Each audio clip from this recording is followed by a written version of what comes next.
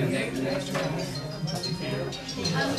6:30, I'll call this work session to order. If I can have everybody's attention, please. Thank you. We'll go over the regular agenda first. We have Bishop Clay. Before we go, I'd like to take an addition to the work session agenda. Do you want me to do that now, or do we do it?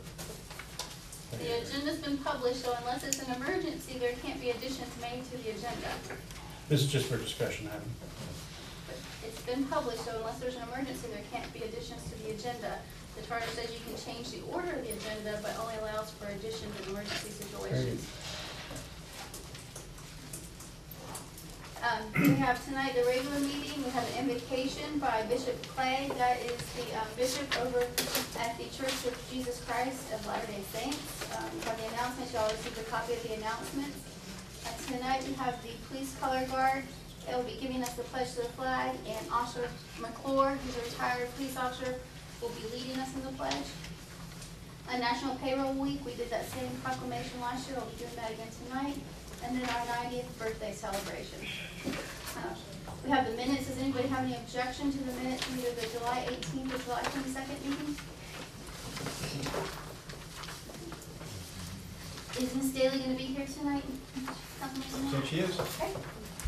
So we'll have her report. Ms. Bender will be here for her report. She will not be. She will not be. I thought I saw her sitting in. I'm here, but we were going to postpone the SEC report to the next meeting.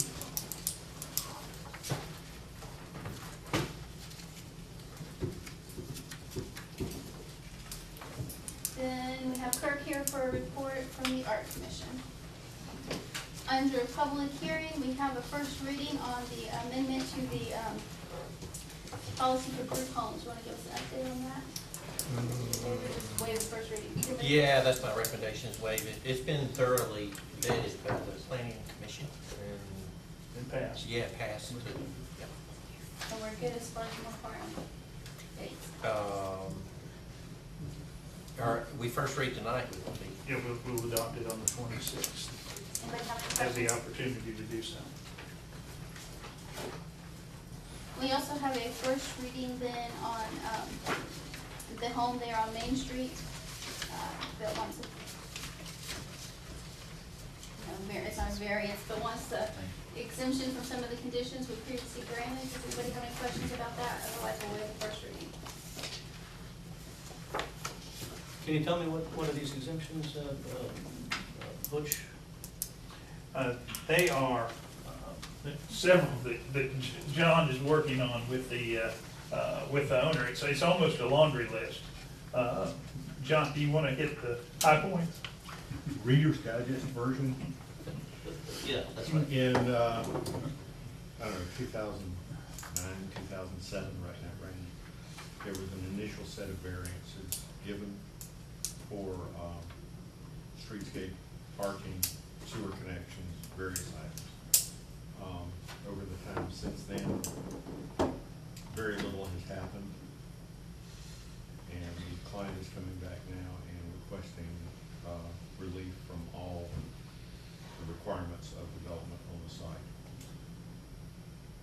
We're not inclined to grant all of that, but we have come up with a set of conditions that's in your packet. You can read through it. That has some of the work being done now, and we have changed like sewer tie-ins to when the rest of the block develop, because he's in the dead center of the block, and it would be financially unfeasible to extend sewer line to the site. So that's the Reader's Digest version. But for the most part, he's had 5 years and he's done nothing. Yes, that would be. But So it's 5 years to do nothing again. No. Now we need forever to do that. Oh, okay. Just as long as we got it. But I think it's safe to say this would not be on here for a first reading if we didn't have a pretty good feel and understanding that we will come to an agreement of which variances will have to be, which conditions will have to be made. And which are being met. So by next agenda, there will be some possible changes. No, the conditions are in your packet.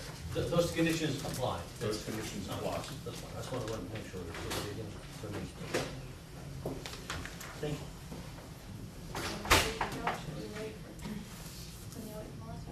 I think we're okay. Her son has a little emergency. We then have first reading on the City of Snellville speed zone ordinance. This is an update because of recertification, is that right, Chief? It's required to be adopted every 30 years, but there's no change in our ordinance. Does anybody have any questions? The quarter be updated every 3 years. Any changes?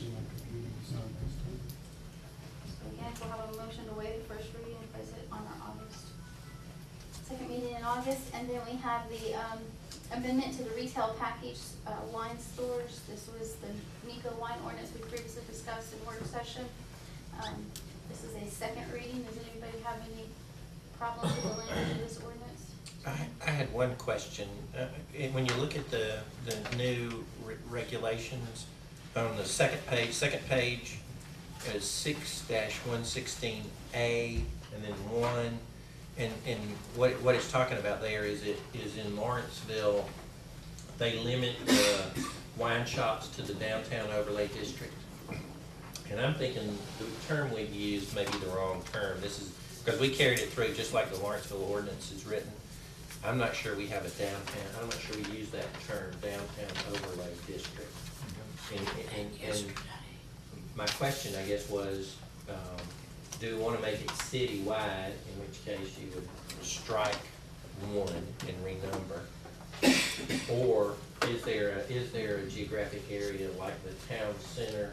There is a term that we use for our overlay district. Could we make it the DDA boundary, the new DDA So, boundary? Nickel, I haven't, I really been involved in prepping that. No, this is just a term, this is a We geographic. don't have a downtown, we have a town center overlay, but, since it's named Nico's ordinance, it won't call it town. but That's it's right. downtown. Well, it covers everybody. Yeah, so it has to cover the city. My recommendation with that is just to strike A1 from the drafting and just make it not put a geographic restriction if we're gonna reach citywide with the. Council, if you wanted to contain it to commercial areas, you could use the DDA boundary map, which now includes all of that area up through there. That would at least give you some restriction if you wanted to. Yeah, I think that makes sense. Okay. Nico is on the DDA boundary. So if we can have a motion with that amendment at the appropriate time then. So it'd be a motion to approve the ordinance with the amendment that section 6-116A1 read located in the downtown development authority area. Good.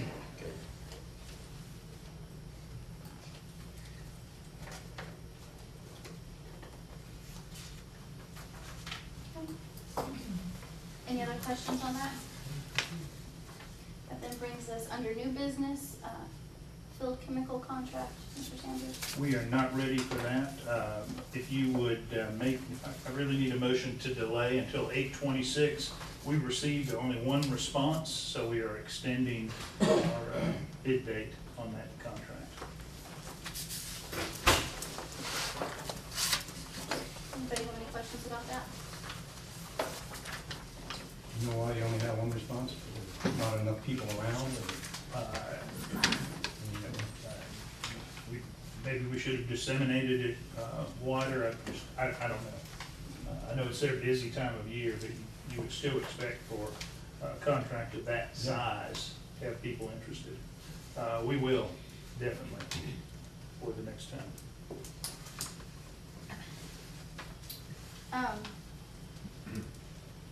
We then have the purchase of 2 Harley Davidsons. Chief, you want to give us some background on that?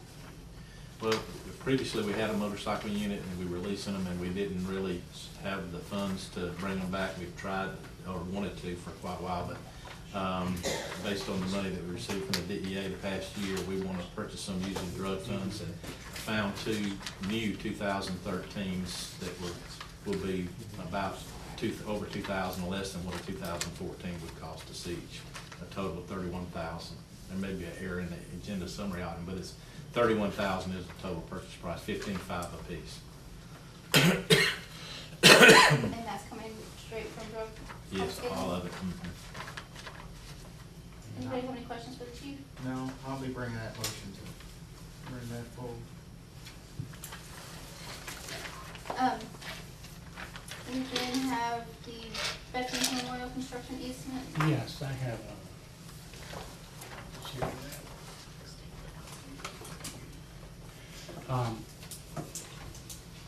This is just formalizing the agreement that was made verbally, so we have it in writing, and also, there's some terminology in there so that everyone knows what happens with the memorials once it's completed. So there's actually two documents. One is the easement, and the other is the memorandum. And when this comes up, Mayor, I have to repeat my speak. I have the members of the committee. They're going to come forward before we vote on this, and just a outline of exactly where we are. Mayor Pro Tem, is this this document that we have right now explains the process of what's gonna happen with the easements? Are we taking a vote on the easement tonight? Is that what we're talking? Is that what we're doing? I haven't read through this, and I'm in support of the memorial wall. I like it a lot, but if you would just, maybe you and I can talk a little bit so I can understand. Okay. There's nothing in here that hasn't been discussed previously. It's just formally put it in writing. Right, I just want to make sure that I hate to That's vote, fine. for something that and then ask later on, what are we digging and where and all that sort of stuff. Just need to know, the scope of the project, beginning. I'm sure you'll know this by the time you have to go. Absolutely, and I'm in support of the, Great. the memorial. Me too. Mr. Powell, have you reviewed this? I've reviewed the easement document, and I think I've seen parts of that, yes. Okay. This is a agreement that Mayor Pro Tem Litz is asking us to sign off on tonight, and it binds the city. So have you reviewed the whole document in full? Are you prepared to give us a recommendation on this? I will be. I'll take a close look at it in between meetings before it comes up. Be And ready for the report. we previously discussed the Art Commission gift of $5,000. It addresses this hearing, gave us the opinion that the Art Commission could purchase something that could be used, but it could not go actually to the war memorial. Have you changed that opinion? Because that's not what it says here in this document. I thought that the actual contracting was what I was concerned about with regard to the piece of art. It wasn't, it's not that, I think everybody knew it was gonna be part of the memorial. And so I don't think that changes my opinion about it. Have you actually read what this says about that? I did see that part, yes. Yep. Am I allowed to say something, Eva? No more.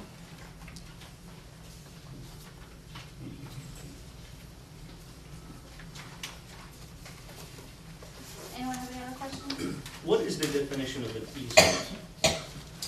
It's a property interest that's less than fee simple.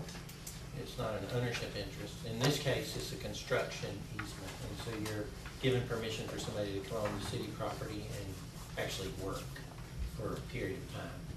So it's not the full value, not the full rights, but whatever is specifically set out in the document itself are the rights that you're surrendering to the party that's doing the work. When would blueprints become available? During this easement process or after that easement process? My understanding is that the construction drawings are already on file with the planning department. The blueprints? That's what I'm not sure. The term blueprints is one that we use much anymore, but they were construction drawings. Construction drawings, that's fine. Yeah. I think old school, yeah. And there is a section in the agreement that makes it subject to, the construction drawings are subject to the city engineer's approval. So if this were adopted tonight, there is a section that protects the city to make sure the engineering quality of what's going on is We still had, reviewed.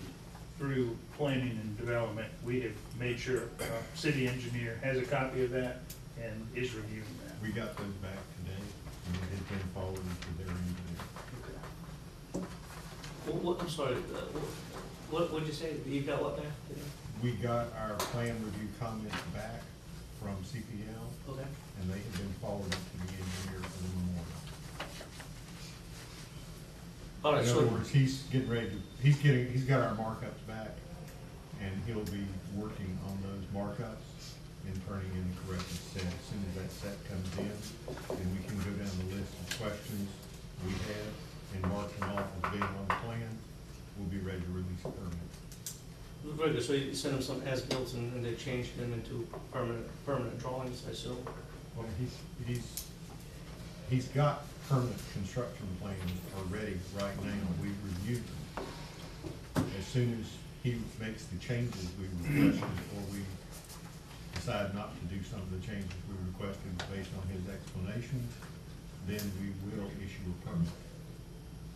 And that's fine, once you issue the permit, what's the next step, then would construction begin at that point? Yes, he And, could start construction at that point.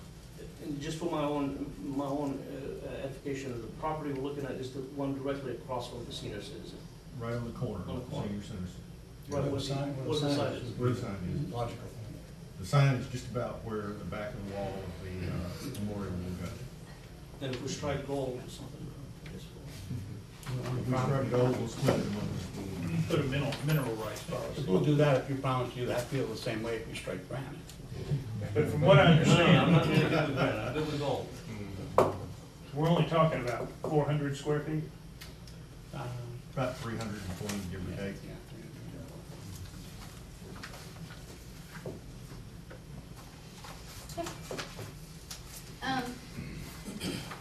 We then have the, Johnson, Lake Summer Chase Dam. Do we need to just discuss that in exec session? If we could. We have the nomination of Ms. Forbes to the Urban Redevelopment Agency. Does anybody have any questions about Ms. Forbes? The lady in Knob Hill still hasn't turned in her application, so I'll be withdrawing her nomination. I will not put it, her nomination is on. Then we have, the Art Commission. Ms. Baldwin, who previously served on the Art Commission, would like to again serve, and so I'm putting forth her nomination for the Art Commission. And you all have her applications. Anyone have any questions about Ms. Baldwin? Then we have Rhonda Street, nomination to the Art Commission. The street does not live in the city, however, the two resignations we received were from non-residents. Some of the art commissioners made the comments that there's a bunch of artists on the commission, but not necessarily business people. Ms. Street has organization, experience with nonprofits. She is involved in GNLI, the Gwinnett Neighborhood Leadership Institute. She has been involved in running that for several years, and so she does have experience with government organizations and also nonprofits, and so I'm putting her up based on that experience. Does anybody have any questions about Ms. Street's application? That then brings us to our work session agenda. Do we have any correspondence that we need to review? City attorney's report? Other than in an executive session. Then we have our list of city properties. I had asked staff to put together a list of all the property that the city actually owns. Quite frequently, I'll get phone calls or emails saying, the city owns this piece of property, it needs to be mowed, or can you go and clear this is city property. And it seems like we have this property out there that sometimes we don't even know we own. And so I had asked staff to put together this list. It doesn't appear from the list that it's all inclusive. I think there may be some other things possibly out there, but this is based on the tax digest. When Melissa did a search, this is what came up in the tax digest. The problem is sometimes when deeds get recorded, the tax digest doesn't necessarily get changed. I'd like to ask staff to go through and give us a little bit more detail on what these properties are, other than just an address. Is there a house there? Is it a cemetery? I know some of them do that. I'd like to map it for you. And then I'd also like, with council's permission, like to see about maybe looking into the cost of doing a title exam. I don't know if we do one based on the city's name, if everything will show, I don't know if that will work for a city. But I think the title You can exam would be probably more narrow it to appropriate. get to where you wanna go. Your deed records are gonna show easements and the road right of ways and things, so if, you need somebody to cull through that. So if maybe we could get a price estimate of what something like that would cost. If we've got some property out there, and maybe we wanna do some things with it that we don't know about. Or it may be that we're mowing some property that doesn't belong to us, so I think we need to find out what we actually do own. So if we could maybe have a report back on our September work session from staff. Does anybody wanna add anything to that? I have one question on while we're talking about city properties. Are we gonna, have with the surveying of the police department separating out those parking lots? We wanna keep them filled, we wanna sell? We are, and we're updating the appraisal. Thank you. Then we have the Snellville Public Arts Commission. I think Kirk had asked to be on tonight's agenda to give us an update. Did you actually want to talk at the work session, or you're also on the council agenda tonight? I'm happy to do both, whichever you prefer, but I know time's short. The floor is yours. Okay, thank you. Yes, sir. First off, Alyssa, Judy, they're both on the Arts Council, Arts Commission also. And we've got a whole bunch of projects that we are looking at, very excited about, and wanted to go very quickly through them with you. I know that Mayor and Council got them. I'm not sure about the rest of everybody. So I'll run through them very, very quickly here. I'll talk fast. First one is sculpture for the public art project. We would like to see some sculptures here in downtown Snellville. We've visited up at Sewanee, which is incredible. I don't know if you've ever been up to Sewanee in their downtown area, but it is so unique and interesting that I think Snellville has a potential for doing the same thing there. And that's, without going into real details, is something that we would like to do some fundraising for, passing around these so you can look at them at your leisure later on. Second project that we're talking about is, you all know probably about the city gallery over here in the community room that we help run. Nedra Bailey is in charge of that. And we want to purchase one of those paintings at the end of the year. And so, again, another fundraiser that we're talking about for that, which we'll get to in just a second. The art survey we're going to have on our website. We're having difficulties with our website right now, but Melissa is steering us right. You know us artsy people, get onto a computer. But anyway, we're gonna have that up and running and updated shortly. We are very interested in developing this room right behind us into a performing arts space. We've talked to staff, and they, to Don Britt specifically, and yes, he would support something like that, so that ideally something is happening maybe once a month. Maybe it's a lecture on Monet, and then the next week, or the next month, it's some kind of singing group or a performance or whatever. So that's something that we are interested in developing. Let's see, if you got the list, number 5 on here, Arts Festival. We are now going to tag that onto the Beach Blast next year, next June. We talked to staff, talked to the farmers market, and they are both very supportive of something like that. We truthfully were not comfortable with trying our own festival, freestanding festival, and having 4 artists and 8 people show up. So we're optimistic that we're going to be able to do something on the same day as the Beach Blast next year. Just charge $3,000 a ticket. That's a good point. Can I sign you up? And then we've got a couple fundraisers here. We're down to number 6. The first one with Nico's Wine Corner that we're going to do is on Friday, September 20th. That money is kind of earmarked to purchase the painting at the end of the year. Optimistically, if we could raise $400 to $500, that would do it. I don't know if you've walked through and see, but they're excellent. We've had some excellent artists in there the last, year, and a little over a year, I guess now. And never fear, because we do have tickets right now, if anybody is interested. and is interested in being educated about some wine over at Nico. And then the very last thing on here, which I think is unique, we're gonna do a Christmas carol as a fundraiser over at Summer Chase. Don Britt is looking at dates right now, most likely probably a Sunday. But if you read far enough, one of the things that we would like to do is have all of our mayor and city council be willing to take small one-line tarts on that day, on that afternoon, and really show that they support the arts. You're asking politicians. That's right, you know, we're optimistic, and you can do it online, on script and everything like that, but I think that's a unique opportunity, truthfully, to raise money specifically for the sculptures, but also, it would be good. It would be a good thing, I think, for the citizens to see something like that. So there it is, that's the quick rundown. Is that fast enough for you? Questions That's for good. her? I have a couple questions for you. Yes, ma'am. Give us the date of Nico's again. September 20th, Friday, September 20th, from 6:30 to 8:30, thank you. And,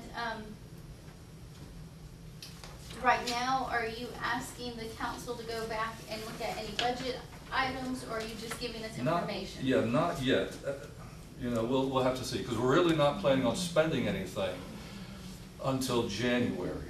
And by that, it would be the stipends for the sculptures, for the sculptists, which would be $1,000 for the year, which would not actually be paid until starting like next May or June. Mr. Ackerman has looked at that room and has gotten preliminary figures together for me, Great, good. to renovate it, so if you shoot me an email, I'll email those over to you. Great. And then also, Duluth just purchased their first outdoor sculpture. Now, it was pricey, it was $100,000. But they had a private donor, a private company pay for it. But you may want to talk to their committee that they put together, because they had applicants from all over. They actually picked somebody that was local to do the sculpture, but Gotcha. you may want to talk to them about that. The prices that we're kind of looking for, actually the prices right now in Suwannee, they've got 14 sculptors there, and they range from $8,000 to $25,000, is what those range. So that, I think that's more in our plan.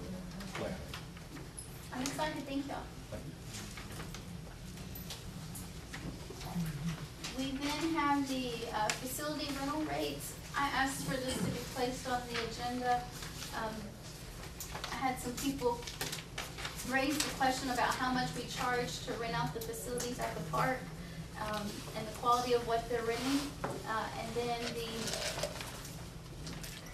the ladies that came to us about renting the town green had inquired about renting the community room, and the community room was a little bit over their budget for a nonprofit. Now, in the community room, we do have two different rental rates. We do have a nonprofit rental rate and a private rental rate, and we've worked out a payment plan with them, and so last I talked to them, they were okay. I did contact them last week. When we set the community room rates, Karen did call around and did compare those to other room rates in the area, but I don't know about the park. And so I wanted to put that on here for us to discuss, see if council wanted to do, I wasn't aware that the park rates had increased, if council wanted to do anything about that, if we want to leave them like they are, if we want more information at a future date. How much do we lose on each round?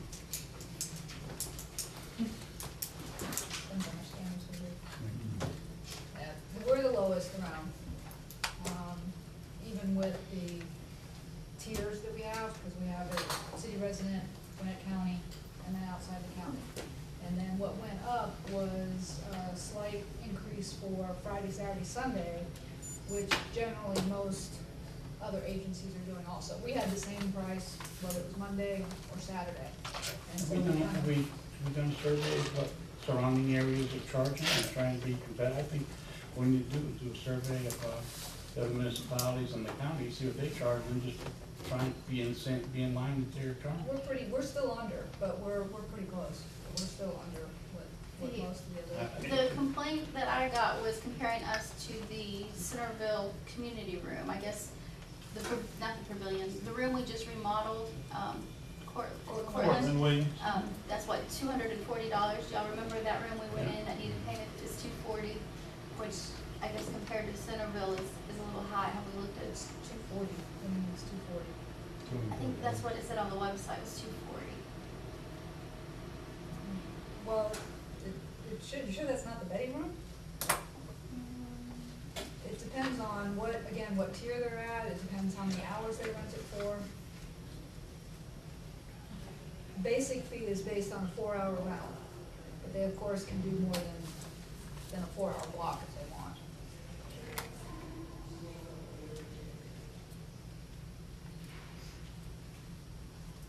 That could be with the deposit if you're adding the deposit in there. Of course, the deposit they get back. Lisa, when they rent these properties, do they sign the contract saying that they're responsible to fix what they break? Well, that's part of what the deposit is. So, I think going along with Mayor Pro Tem saying if we are so close to these other, rental places, you can just take a peek and see what would it take to increase the rental for us, possibly by dropping the price a little bit and yet holding the folks responsible. For them. It's the deposit, This is it's after $100 the deposit. Yeah. It increases, So that's $230. which is in line with Maybe what some other understand that, yeah. they have a I don't know raise- what this raise- Centerville raise- room yeah. is. This isn't. Weekends being more busy, No. so we raised, I think it was $5. I still think, you know what, I mean, I really just think, and I don't know what we're real close means, I don't know what we're below means. You know, if we could just have a chart that shows, here's where they charge everywhere equivalent, and here's what we are, then we can look at them, we can see, maybe some need to go down, maybe some need to go up.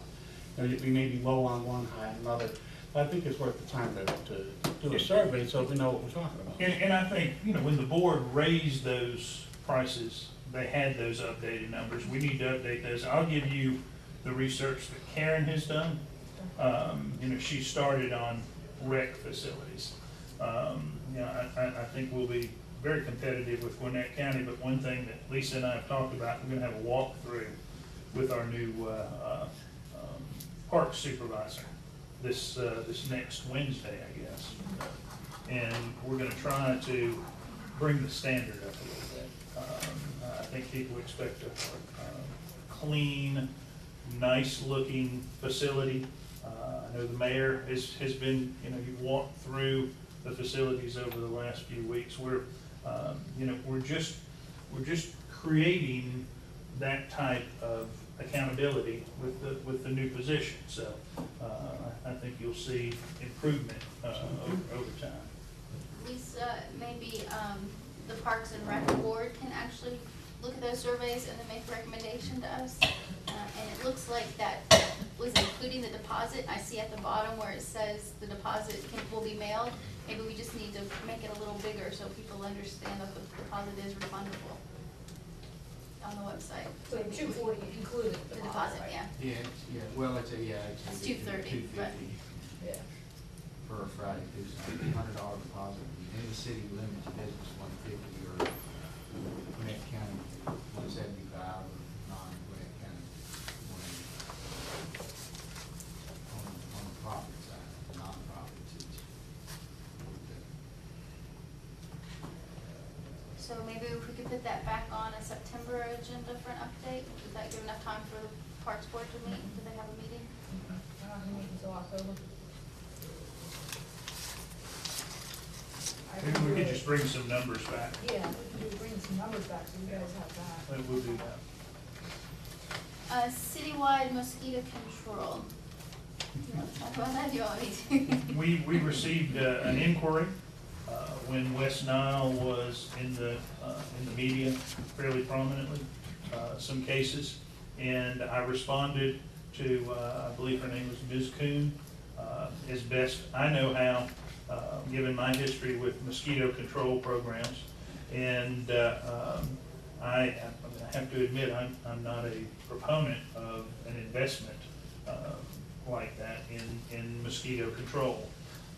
It is I think the numbers that I double checked It's about a $35,000 capital investment and then $22,500 per year for personnel, equipment, the insecticide, and it is there's no way to judge the effectiveness of it. It's a need, it's a public need that I think is better addressed privately.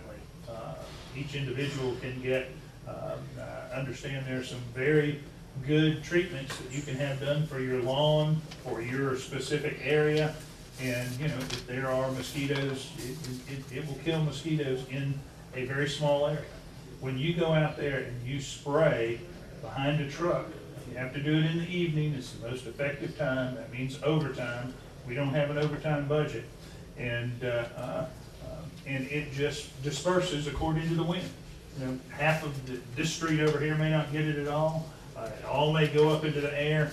It's very much a psychological benefit, but you can't prove that it is a true benefit for the citizens as far as eradicating mosquitoes and stopping potential disease out Are there there. any municipalities in Gwinnett that do it? What's that? In Gwinnett, there was a after the citizen contacted Mr. Sanders, she has started to contact me, that's why I put it on the agenda to get direction of council on anything. She has, given information about Atlanta City, but I can't remember, but it's not Gwinnett City, I can't remember who it was off the top of my head. Sugar I can Hill, tell you it the wasn't, deal. it wasn't a West, Sugar Hill. I know that no community that did it in Henry County. We did do it in Dalton, and it became very much you know, you could tell people that you were doing something, but just This is the no, first time we've ever had a complaint concerning that, right? I was not aware. Complaints. You know, we would have had a discussion during the budget period if I had been aware of an interest out there, so. Is there a consensus with council to go any further with this? Nope. Okay. Veterans Memorial, we need to say anything else on that? And we're gonna wait till executive session. Economic development update, Eric. Mayor, thank you. Most of the history is in the pages before you, so I won't go back over that. I would just like to say our reputation as being an entrepreneur community is getting out. And as George Gomez and I were chatting in a meeting, we did go down to the Atlanta Tech Village with some folks from GCPS. That spurred a question from the Atlanta Tech Village asking the Snellville Entrepreneur Council in the city if we would be interested in any way considering some options to play with them, so to speak. We've been looking at that, and based on that, the city manager, some representatives from the Snellville Entrepreneur Council and the DDA went down and had a larger meeting with Johnson Cook. And now that we're at that point, we would like to suggest to council at this point that it might be an opportunity for all of you to take a field trip to the Atlanta Tech Village to learn more about what they do and how they do it and what it is. If you look on that second page, in order to schedule a field trip with them, since they are in the middle of construction, there are some specific dates they can tee it to. But this would be an opportunity just to see what somebody in Buckhead, in Atlanta, the Atlanta Tech Village, which is doing amazing things and growing in amazing ways in a very quick period of time, what they're doing to foster some of the kinds of businesses we might like to see here in Snellville. And it's an opportunity for us to kind of look at that model and see if there might be a way we can piggyback on that or play with them in some good way. It is. It's a very impressive trip to be made. It's worth your time to go down there.